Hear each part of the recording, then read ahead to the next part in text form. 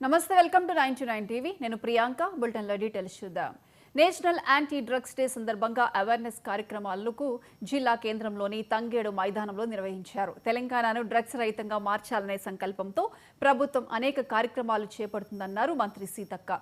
ములుగు జిల్లా కేంద్రంలోని తంగేడు మైదానంలో జరిగిన అవేర్నెస్ కార్యక్రమంలో మంత్రి పాల్గొన్నారు.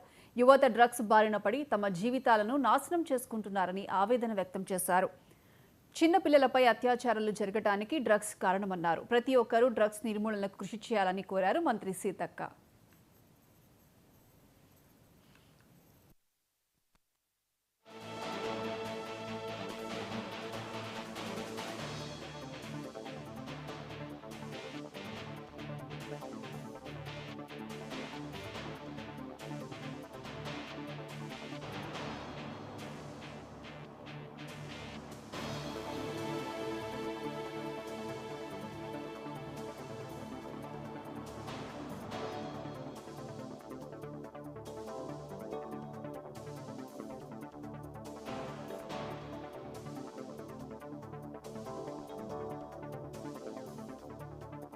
డే అబ్యూజింగ్ ఏదైతే ఉందో దాన్ని పురస్కరించుకొని మా ములుగు జిల్లా ఎస్పీ గారు మరి పోలీస్ డిపార్ట్మెంట్ ఆధ్వర్యంలో విద్యార్థులకు అవేర్నెస్ కల్పించి డ్రగ్స్ ఫ్రీ స్టేట్గా కావాలని సీఎం రేవంత్ రెడ్డి గారు ఎట్లయితే లక్ష్యం పెట్టుకున్నారో ఆ లక్ష్య సాధనలో మా ములుగు జిల్లా కూడా ముందంజలో ఉంచి పిల్లలు కానీ యువత కానీ మరి కాలేజీలు కానీ హాస్టల్స్ కానీ స్కూల్స్ కానీ బయట షాపులలో కానీ ఈ యొక్క డ్రగ్స్ మత్తు గంజాయి ఇలాంటి మన ప్రాంతాల్లోకి రాకుండా ఉండడం కోసం, అది కనుక సేవిస్తే ఎలాంటి ప్రమాదం ఉంటుంది జీవితంలో, ఎలా లైఫ్ వేస్ట్ అవుతుంది అనేటువంటి ఉద్దేశంతో ఈరోజు అవేర్నెస్ కార్యక్రమాన్ని ఎస్పీ గారు శబరీష్ గారు వారి బృందం అంతా ఏర్పాటు చేసడం జరిగింది. కలెక్టర్ గారు, నేను, మరి మిగతా సోదరులు అందరూ కూడా అటెండ్ అయ్యి విజయవంతం చేసుకొని పిల్లలతో ఆడుతూ పాడుతూ అవేర్నెస్ ఆటలు పాటలు జరిగినాయి. వాళ్లకు అవేర్నెస్ కూడా మరి కల్పించి,